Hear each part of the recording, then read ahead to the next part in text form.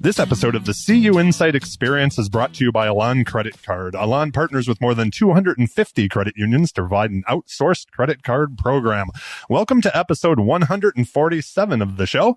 I'm Randy Smith, one of the co-founders of CUInsight.com, and I am excited you are all here today. This show is all about taking a deep dive with the leaders of the credit union movement that make it so great. Today, I am having a conversation with my friend, Caroline Willard. Caroline is the president and CEO of the Cornerstone Credit Union League. She's on the executive committee of the CUNA Board as well, and a return guest on the show. She was way back on episode 20 as well. So let's jump right in. Caroline, welcome back to the show, my friend. Just 127 episodes later. Yeah, what an accomplishment, Randy. I'm so proud of what you've built, and you've had great content. With the exception of the one or two times you've had me on the show, Come on, you're one of my favorites always. So, and this one is, I swear, is probably going to be one of the more interesting. So like to kick it off from there, have you done anything interesting recently? What's going on in your world? It's like when you're a kid and the teacher says, "What did you do on your summer vacation?"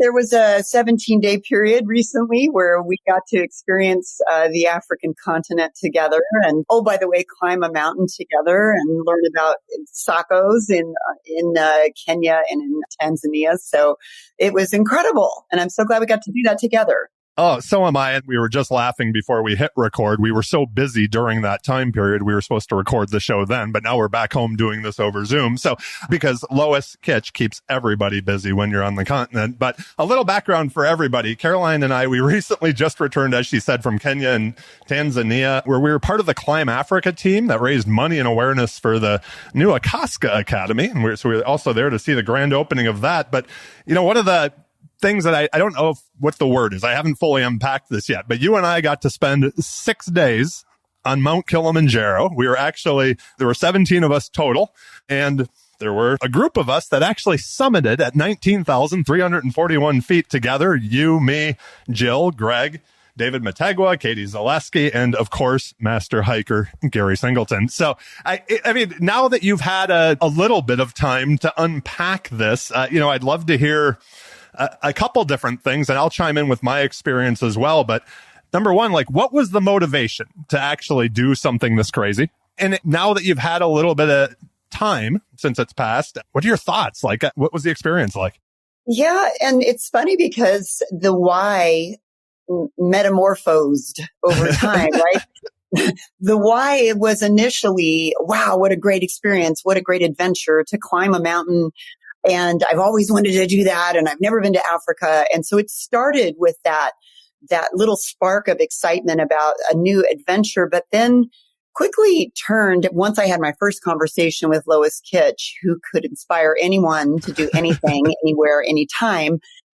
Once I had that first conversation with her, it really became about why would we help Africa? Why would this crazy group of climbers, and we'll get into the personalities in a minute, that was an amazingly organically derived group of people who ended up gelling incredibly well. But why help Africa when there's so much work to do in the United States? And Lois helped me to understand that Africa is rising and that it is the fastest growing continent on the planet, and that GDP in several of their nations is growing at an incredible clip. And so we need to sit up and take notice of what's happening there. And, I've seen some Forbes articles, and there's an article in The Economist recently that compared where Africa is today to where China was a couple of decades ago, about to experience this huge upsurge. And so I wanted to be part of that. I wanted to understand how the continent is growing, and more importantly, how the SACCO movement can and should grow. What can we do to maybe light a fire? Maybe not literally, but what can we do to spark even faster growth of the SACCO movement? So it went from being an adventure to being, part of being a better global citizen. That's a question that I understand it, but I think a lot of the times, and I've heard even pushback from people when they hear people like us going over to other continents, where it's like, well, how does that help your credit union or your league back home? And I've asked many people that have been on the show that are involved globally that question. So I'm glad that you brought that up. And you are right, Lois can pretty much convinced. I mean, when she called me and said, "You want to climb Kilimanjaro for SACCOs in Africa?" I was like, "Yeah, I'm in." She's like, "Text Caroline." I'm like, "Okay." And I think you were like, "Okay, I'm in too." But it didn't take us long. No, no, I think we might have been two of the first people in on this whole thing, but it's such an interesting thing. It was my third time over there, and just to see the work that the SACCOs are trying to do, a lot of it is on like what I would call like basic human needs to improve the economic capacity of a continent, right? So it's a pretty amazing thing to be a part of. Beyond the climb, you were also involved, I know, quite a bit with, quite honestly, I guess I shouldn't speak for you, but like the sharing your knowledge base as a league president and also I think a CUNA board chair on helping build that SACCO, like ACCOSCA and that SACCO environment on the continent as well. Can you share any of that? Yeah, that was quite an honor, and thank you for the promotion. But I'm not the chairman of CUNA.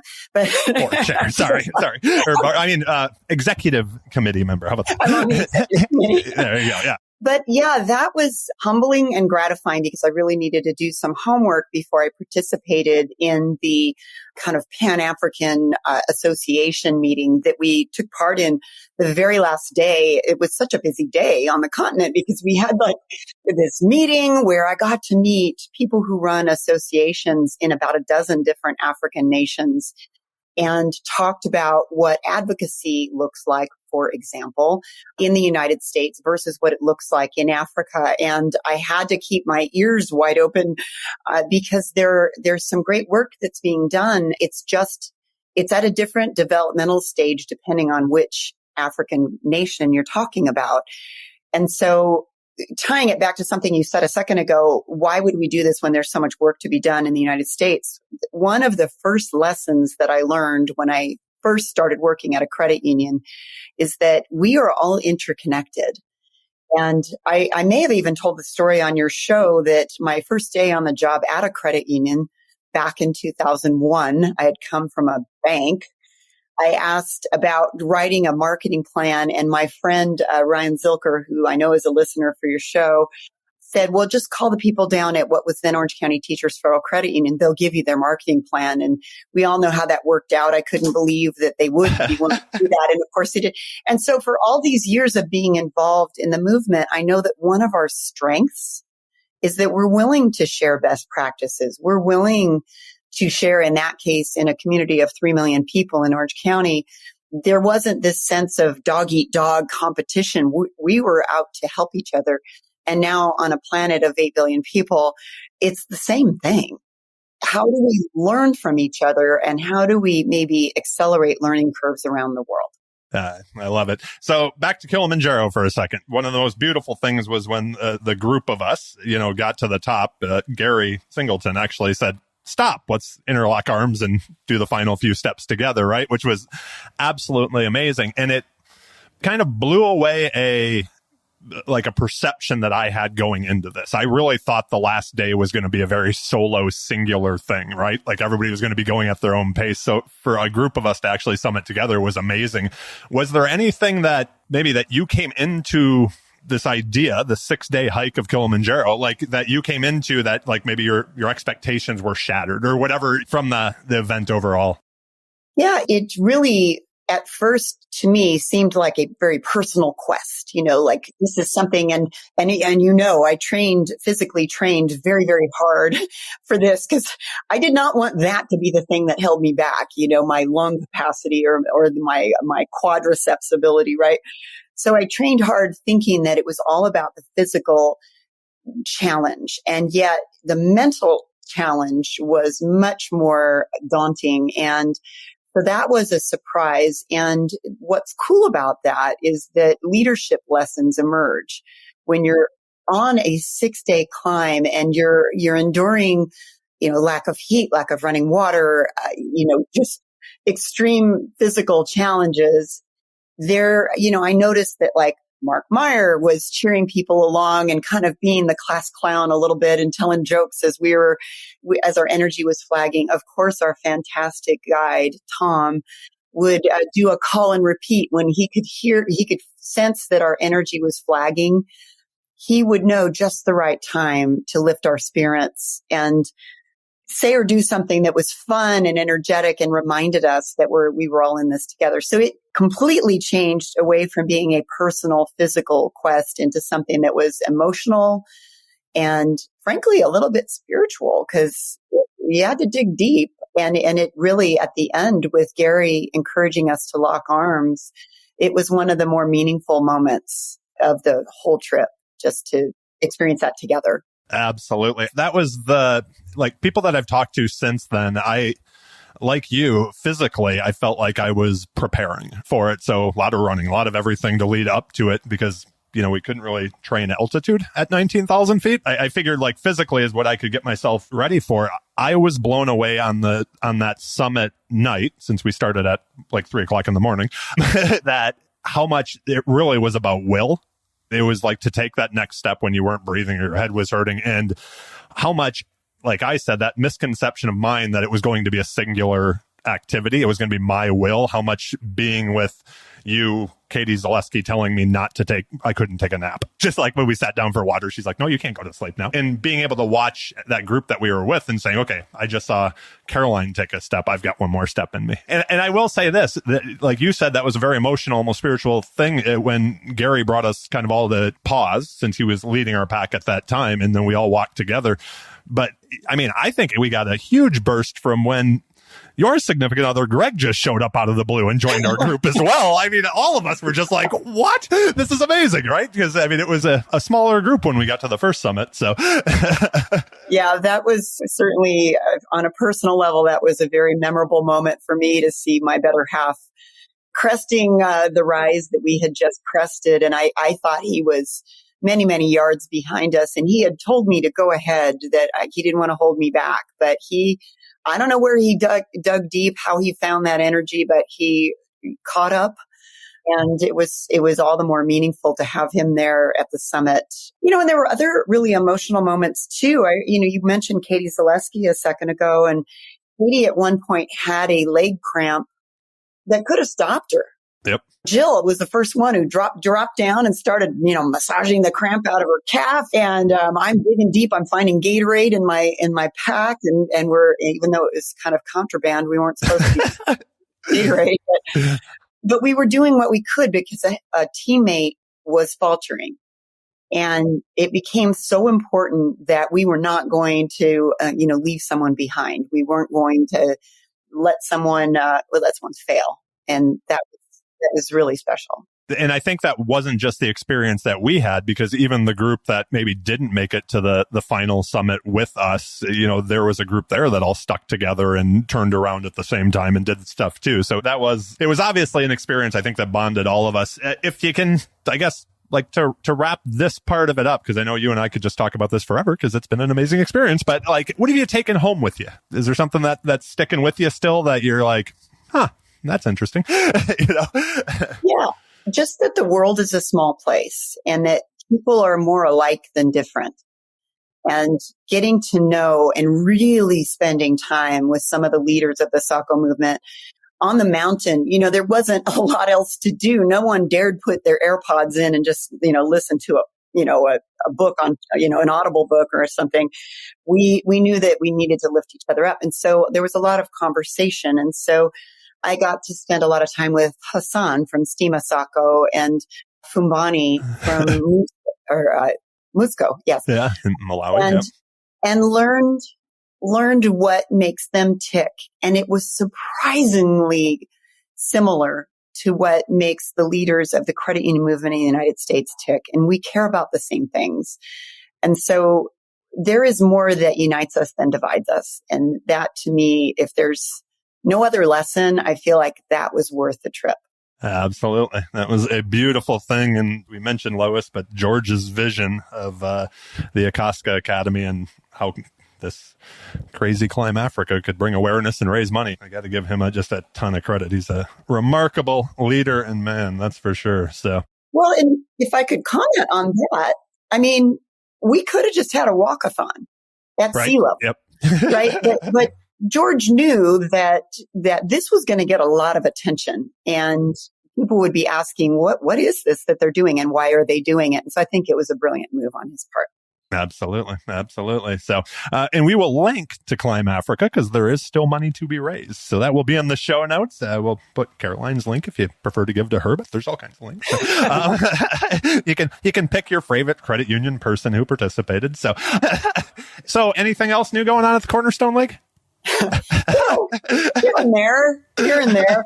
Yeah, I mean, honestly, we had committed to this climb more than a year ago, and then in the time that passed, back in June, we signed a letter of intent to explore a merger with the Heartland Credit Union Association. And so I know the first thing that Jill asked me when she saw me is, I'm surprised you're here. You're still able to do this trip. And it has indeed been a compressed timeline for us to do all of the due diligence and consider how our two organizations might come together. But, we're at the point now where we're moving through the member votes, and assuming that both memberships approve the merger, then we will be combined as one entity as of January 1st. And so, by the time this airs, I'll either be really embarrassed or really happy. I'm sure you'll be happy. So. Yeah, but it just made a lot of sense. There's consolidation happening with credit unions across the country. And as that happens, the associations that support them really need to consider how to be more efficient, and they're serving fewer institutions. And so what does that look like? And so that's fueling a bit of consolidation as well at the association level. So that was part of it. But there's also a great cultural fit with our folks, our friends in Missouri and Kansas. And so I'm really thrilled that they chose us as their partner. That's awesome. Let me ask you this. I mean, I normally just ask that big picture. So I guess you could take this a couple different ways, whether it's when you're talking about credit unions or even say on the CUNA board, the National Association. What are the biggest challenges that you're seeing credit unions, face currently? Well, certainly the incursion of fintechs is both an opportunity and a threat. And it's going to depend on how we navigate that. And some credit unions are already doing a good job of embracing some of that technology and partnering with instead of fighting against those fintechs. But, it's been said so many times that I hate to sound trite, but, credit unions have to continue to evolve and to continue thinking about their user experience, so that we are seen as a viable alternative. And of course, we've always got the secret sauce of being, the ones who protect the folks of modest means. And yet there's an extra layer that we have to consider now. We have to consider that user experience, that new influx of technology that makes us all need to raise our game a bit. So that's something that I think we're all watching. Yep, absolutely. What has you most excited for credit unions? Well, the flip of that is that I also think it is a great time for purpose-driven organizations. And that, credit unions have always done such a great job of connecting with their communities in a meaningful way. I mean, we saw it in Africa. We saw Francis Walawa, of United Civil Servants Credit Union in Malawi, facilitating or helping with a school for the blind. And there was an amazing ground team while we were testing our limits on the mountain. They were doing amazing work in Malawi. So give a shout out to Angela and her team, right? That was on the ground as well. So unbelievable work. And it was because of Francis's vision, that we were able to connect to that, the other half of the Climb Africa team. And that's an example of the type of work that credit unions and SACCOs can do, that, connects what their mission is to help people of modest means, to help people rise out of poverty and to have a better financial future. So it's true in the United States. It's true in Africa. It's true everywhere. And so that I just got a reaffirmation of that by taking this trip. It's wonderful. So you've been in the CEO chair for a while now. If you had a piece of advice for that senior leader who is maybe going out and interviewing for their first CEO gig, what advice would you give somebody? Well, earlier we talked about personal achievement, and I'm a former athlete, and I used to think that it was all about how hard I worked and how much energy I brought to the job. And time and experience has taught me that I'm only as good as the team around me.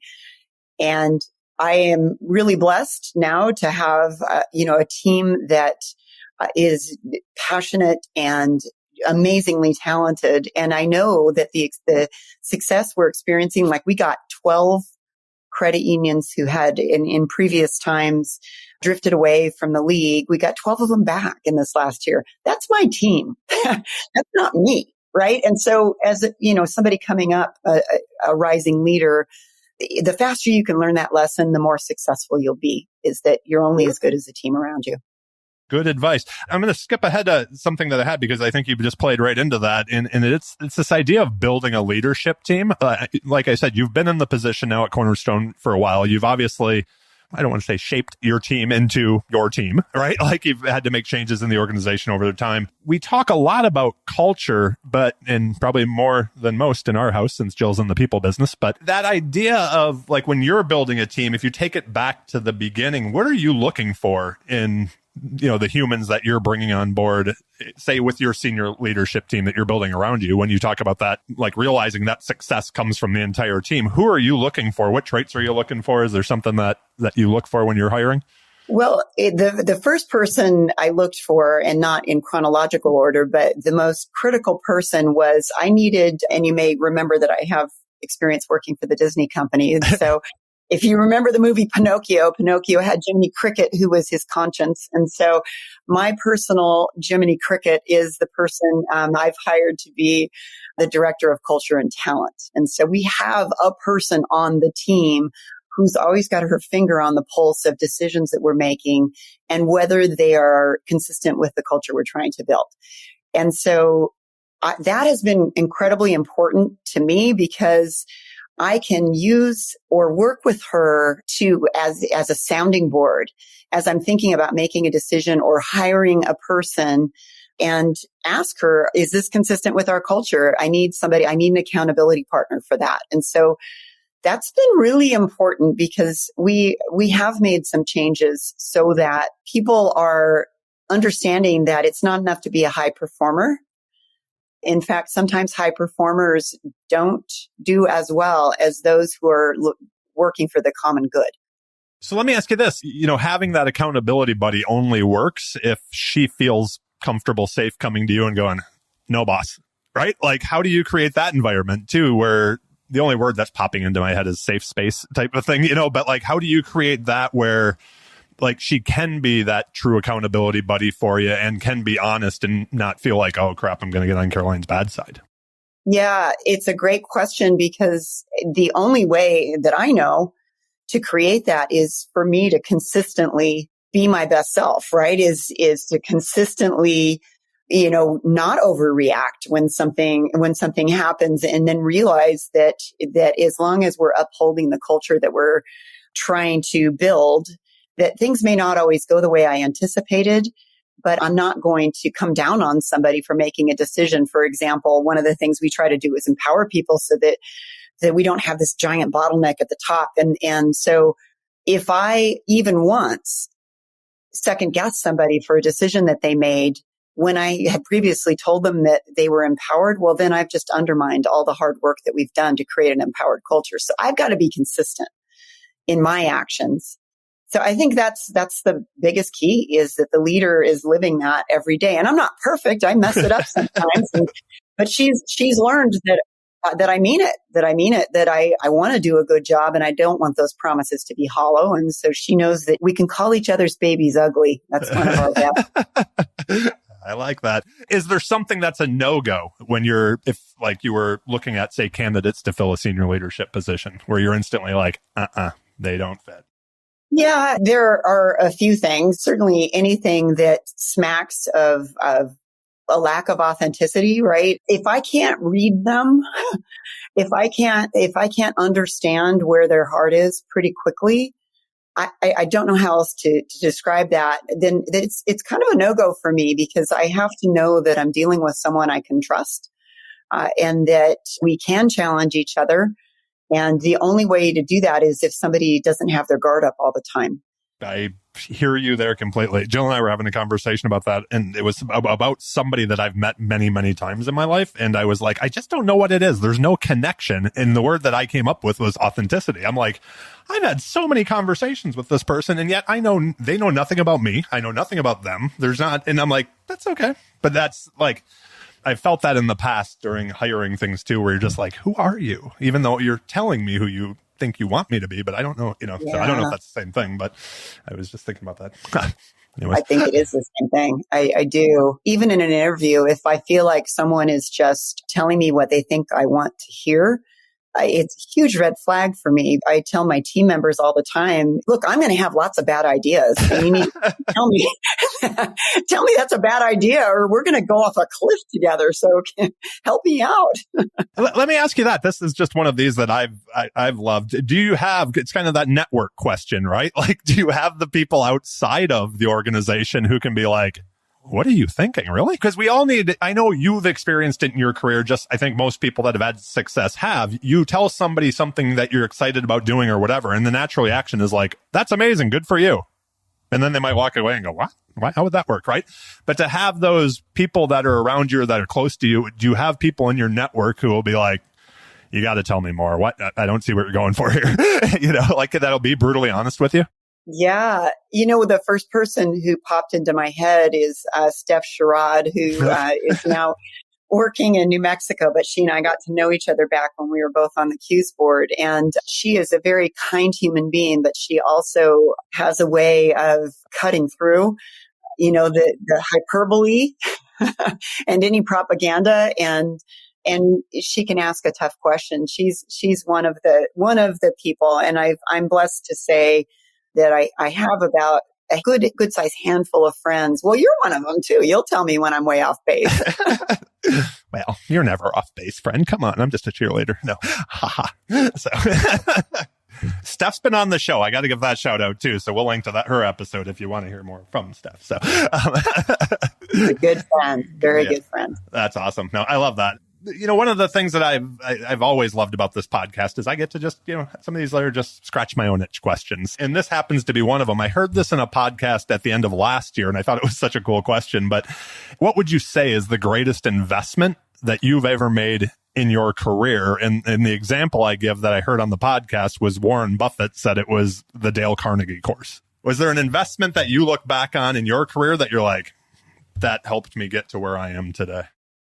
Yeah. Well, there's the emotional EQ investment, and I definitely would say the development educator course and certification, that was a big piece of it. But, just more generally speaking, getting outside my comfort zone was the best investment that I made, doing jobs that really I hadn't checked all of the boxes. I didn't have all of the qualifications. And so they made me stretch. And it certainly taught me humility, because if you've only been working in one discipline your whole career, you get really good at it. And it's humbling to try something where, it's like ice skating for the very first time, you're going to be clumsy, right? So yeah, that was important to me. Let me ask you this. This kind of goes back to that idea, not all ideas are great. So one of the toughest things, and I can just, when I think back in my journey, whether from, being a co-founder of CUInsight, one of the things that Dave and I struggled with over the early years was shutting down bad ideas. We were like, if we just put a little more money, more time, more effort, more whatever into it. So for us, I think learning to, throw away the bad idea, move on to the next one, right? Is that something, number one, are you good at it? And if you are, or what have you picked up along the way on how to, sometimes the best choice is to stop doing something, right? And not to plow forward. Yeah. By nature, no, I'm not good at that. I never met an idea I didn't love, right? I want to do everything. And yet I know that's my tendency. And so this is another way to overcome our leadership blind spot is I hire people who are really good at helping us stay focused. And we've adopted Franklin Covey's methodology of the 4 disciplines of execution. And it forces you to choose 1, maybe 2 wildly important goals for the organization for the coming span of time, usually a year or 2. And so by forcing you to pick that wildly important goal, anything else that's not attached to that doesn't get done. And, there have been some unnatural, link ups like, no, really, this truly is attached to our wildly important goal. And this occasionally will let one slip through, but that's been a good filter for us in our organization. And I have an accountability partner for that too. We've got one of our senior vice presidents, Amy Fuller. She's responsible for doing check-ins regularly to be sure that we don't have scope creep on our strategic plan. It's been very helpful. Another question that I was interested to ask you that I've been asking quite a bit recently on the show, but from your position, you have multiple boards that you report to. You're also on the board of CUNA. So that, Jim reports up there. I'm sure you've had to deal with the board member that thinks their way is the right way. And their way is always the right way. One of the things, as friends of mine have become CEOs, that I think if you want to say the surprise was oh man, I didn't realize how much maybe my previous boss shielded me from the board before. And dealing with that board relationship, people can't see right now, but the way you're thinking, you're oh yeah, yep. So that's, and it seems to be a common thing when people get that first shot at being the CEO. So again, kind of circling back to that senior leader that's listening today, they get that first gig. What advice would you give them with maybe dealing with that squeaky wheel board member? It doesn't mean that they have bad intentions, but it maybe distracts from the overall organization. Yeah, it came up actually when we were doing our work in Africa. We met with the leaders of the SACCOs there, and the phrase that I used when I was describing some governance best practices to them is something that I learned by bringing in a governance expert to work with our board, at our board's request, by the way. They thought, it's time to brush up on those skills. And what that expert said is that a board member's role is to have their nose in and their fingers out. Be nosy, ask really good questions, but let management do the managing. And by the way, it's very, very helpful to have an outsider to say that to your board. Right. But knowing that, it has helped us both at Cornerstone. It's also helped me and in my personal role on the different boards on which I serve, including CUNA, that, I need to ask great questions. It's okay to be inquisitive, but I need to back off when it comes to actually managing the organization. That has to be an interesting thing, whether it is you and your fellow board members on the CUNA board, but I would say the same thing when you look at your Cornerstone board. Everybody's CEOs for the most part, right? So it's not like it's some retired person or whatever, you know what I mean? It's a bunch of people who are used to running organizations are now sitting in a board role. So to have that reminder, I love that. Keep your nose in and your fingers out. That's fantastic. So yeah. It's not mine. I can't claim credit for it. I understand. But well done queuing that up. That's a good one. I like it. So one more question on leadership. Cornerstone was a big organization to start with. You're now getting bigger. Often as whether it's companies, credit unions, associations, when they grow, the risk appetite goes the opposite direction. How do you keep pushing forward as the organization grows? Yeah, that's actually one of the more attractive components of this combination is that, we're putting together two organizations that are both well capitalized. But, if you compare it to two credit unions who are both well capitalized, maybe they're each sitting on 12% capital, right? And yet they still feel like they've got to be measured in their risk taking.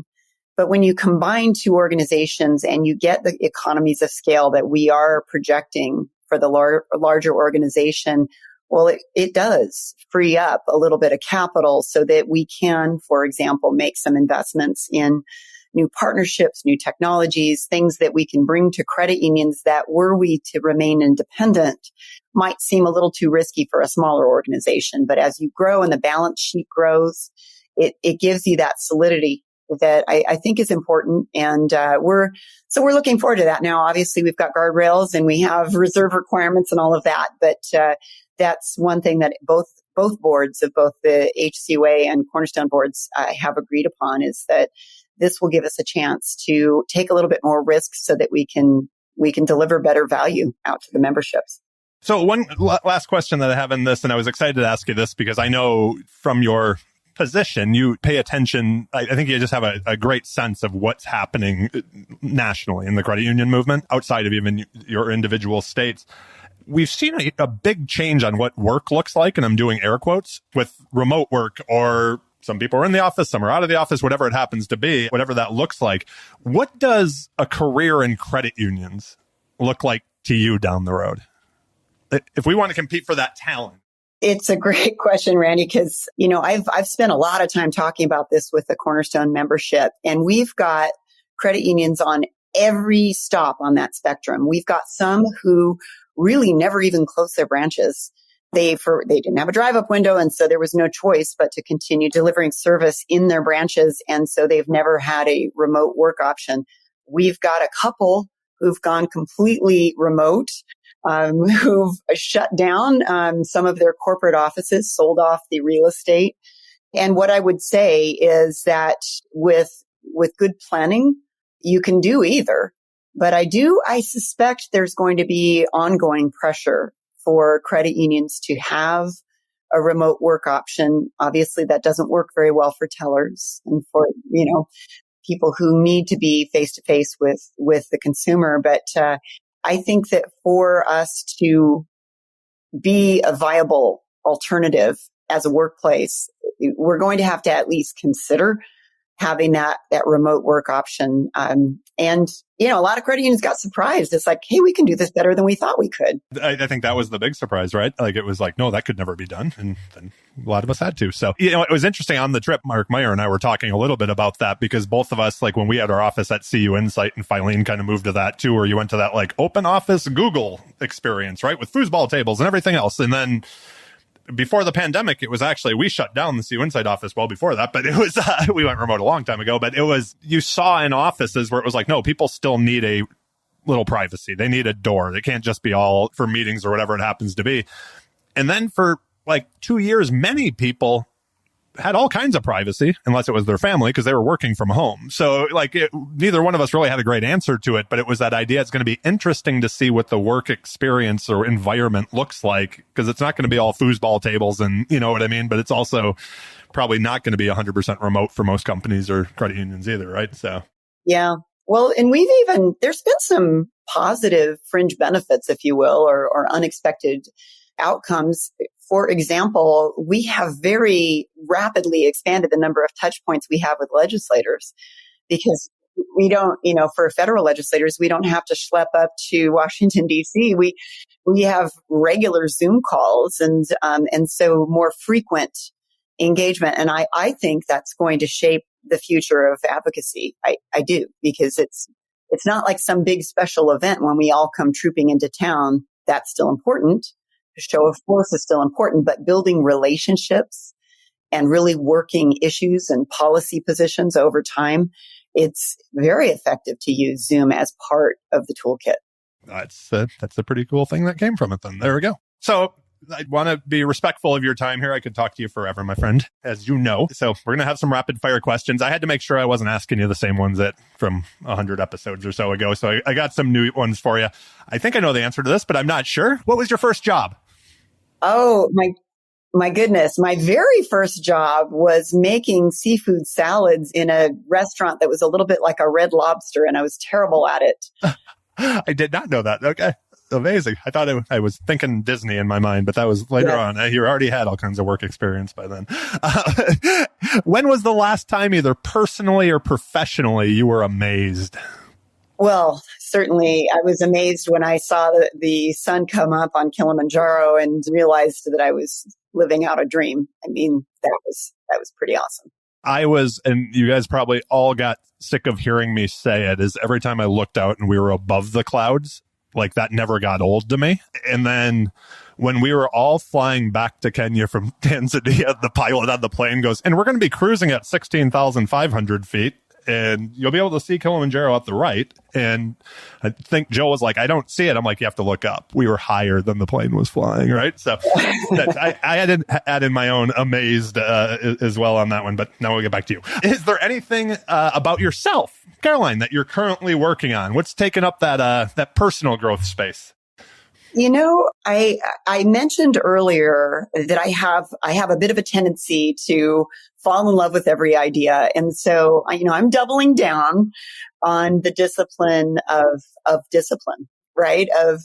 Of really focusing on what's important, because there's every tendency, especially as you move through a combination like we're moving through, there's a tendency or a potential for burnout. And so not just for myself, but for my team. And so I'm really trying hard, to shut out the extraneous and focus on what's really critical and vital to the success of the organization.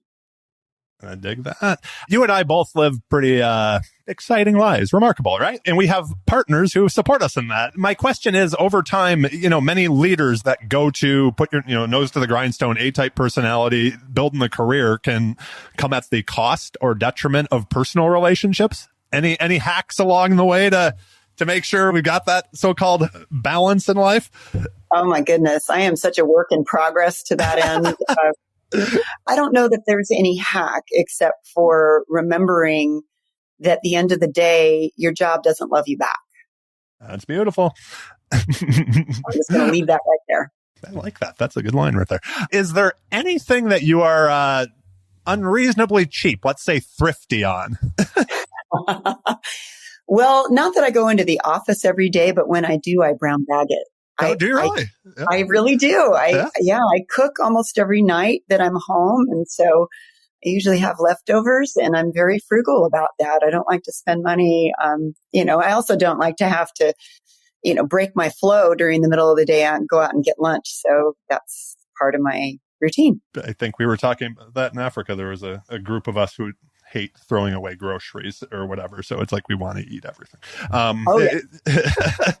What's the best piece of advice you've ever received and who gave it to you? Oh, I went through a traumatic period in my life and it was my mother. I was saying, well, Mom, here's what I'm going to do. I'm going to move to this city and I'm going to change to this job and I'm going to do this and I'm going to do that. And she said, Caroline, you don't have to plan the rest of your life today. And I wanted to map everything out. And what she told me, and it was such a wise piece of advice, was, let life unfold and let's see, where life takes you, what opportunities come your way and, where your heart is, because where your heart is today may not be where it is 30, 60, 90 days from now. Good advice from Mom. This is a question I recently added from the suggestion of NCUA Chairman Harper. So, who plays you in the movie biopic about your life? Who plays Caroline Willard? The one celebrity that I get compared to is Jennifer Aniston. I think it's just the hair. There you go. I love it. I don't know that she personifies my personality. I don't know. It's probably somebody who's more of a class clown. But I love it. Anything you're currently reading or that book you think everybody should read? Well, I'm reading a book by someone who had been a member of Congress for the 23rd Congressional District in Texas, Will Hurd.